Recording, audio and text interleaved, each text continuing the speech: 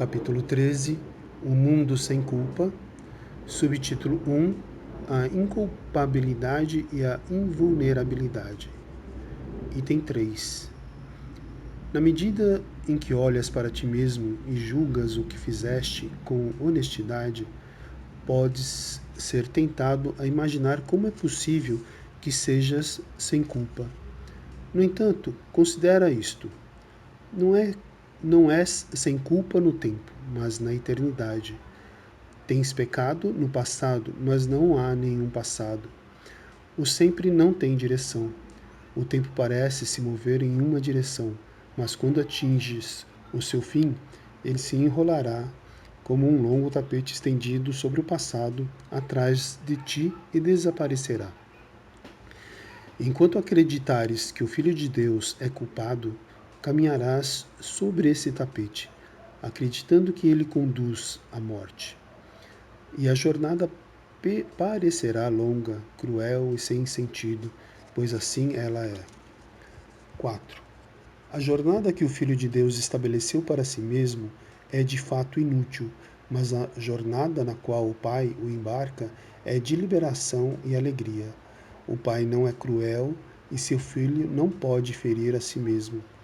A retaliação que ele teme e que ele vê nunca o tocará, pois, embora ele acredite nela, o Espírito Santo tem o conhecimento de que ela não é verdadeira.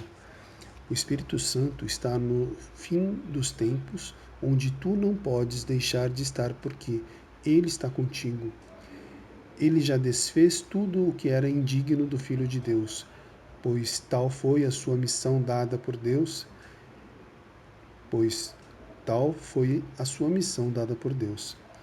E o que o Deus dá nunca deixou de ser.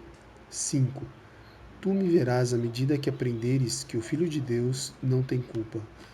Ele sempre buscou a sua inculpabilidade e a achou, pois cada um está buscando escapar da prisão que fez, e o caminho para achar a liberação não lhe é negado. Estando nele, ele o achou. Quando o achas, é apenas uma questão de tempo, e o tempo é apenas uma ilusão. Pois o Filho de Deus não tem culpa agora, e o brilho da sua pureza resplandece intocado na mente de Deus para sempre. O Filho de Deus sempre será tal como ele foi criado. Nega o teu mundo e não o julgues, pois a sua eterna inculpabilidade está na mente do seu Pai e o protege para sempre. 6. Quando tiveres aceito a expiação para ti mesmo, reconhecerás que não há nenhuma culpa no Filho de Deus. E só quando olhas para ele como alguém sem culpa é que podes compreender a sua unicidade. Pois a ideia da culpa traz a crença na condenação de um pelo outro, projetando a separação em lugar da unidade. Tu só podes condenar a ti mesmo e, ao fazê-lo, não podes ter o conhecimento de que és o Filho de Deus. Negaste a condição do que ele é, que é a sua perfeita irrepreensibilidade. Ele foi criado a partir do amor e no amor ele habita. A bondade e a misericórdia sempre o seguirão, pois ele sempre estendeu o amor do seu Pai. 7. À medida que percebes os companheiros santos que viajam contigo, reconhecerás que não há jornada, mas só um despertar. O Filho de Deus, que não dorme, tem mantido a fé em seu Pai por ti.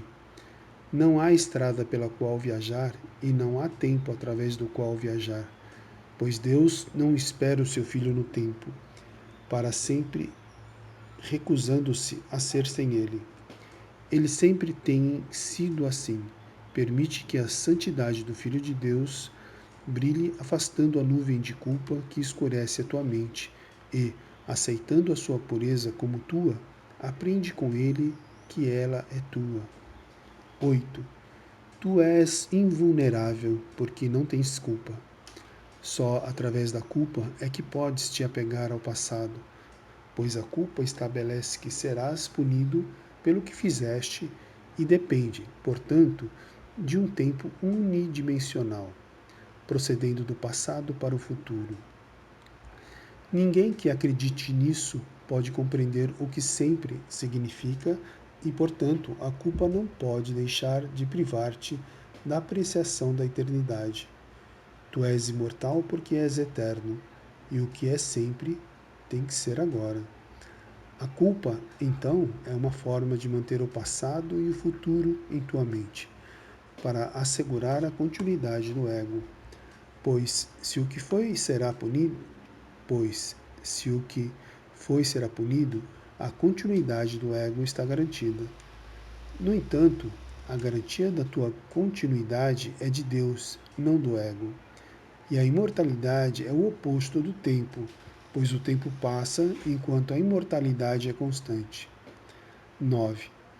A aceitação da expiação te ensina o que é a imortalidade, pois, ao aceitar a tua inculpabilidade, aprendes que o passado nunca foi e, desse modo, o futuro é desnecessário e não há de ser. O futuro no tempo está sempre associado com a expiação, e só a culpa poderia induzir a um senso de necessidade de expiação. Aceitar como tua a inculpabilidade do Filho de Deus é, portanto, o caminho de Deus para lembrar-te do seu Filho e do que ele é na verdade. Pois Deus nunca condenou o seu Filho e, sendo sem culpa, ele é eterno. 10. Tu não podes dissipar a culpa fazendo com que ela seja real e depois expiando-a. Esse é o plano do ego, que ele oferece ao invés de dissipá-la. O ego crê na expiação, através do ataque, estando totalmente comprometido com a noção insana de que o ataque é salvação.